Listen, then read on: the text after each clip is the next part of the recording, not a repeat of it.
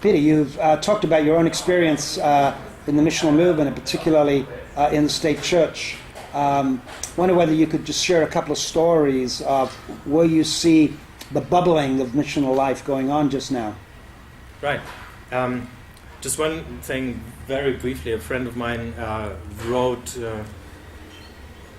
I wasn't sure. He wrote, or we talked on the telephone, and he was sharing about his own church in the north of Germany. And it's a free church, and they've been sort of a bit disconnected from social life in the town where they are.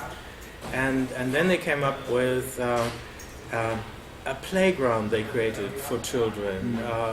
Not the one with a swing, but where children could build their own things.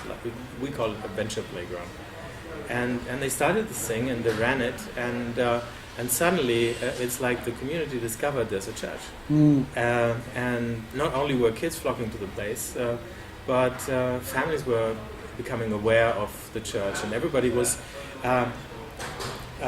speaking of them in a different way. There's not these strange religious people who are trying to convert us, but there's someone who's caring and who's walking with open eyes through the community and seeing where things are missing and doing something about it. Beautiful. So that's one thing in a mid-sized town. And the other thing I really like is a group I'm very familiar with in a rural area, very small villages, farmers, and the young people are not working on the farms. They drive away to the city and come back at night from work. So, and young people are generally leaving the place and moving away. So, in a way, somehow people feel abandoned and deserted. And this group got together with a Lutheran parish, and they were building a multifunctional church building, primarily for their meetings, but they weren't a free church or anything.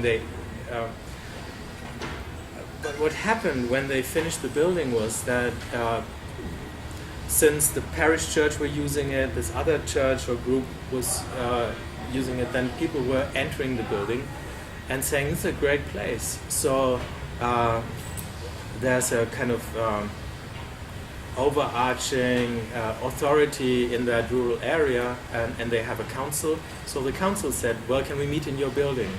And then again, it's like a community center, and different groups are coming and occupying the space and renting it, and so the place, which is very well done, beautifully built, and it doesn't look churchy at all, is a community center suddenly where people come in, and it's enriching the community life in this area.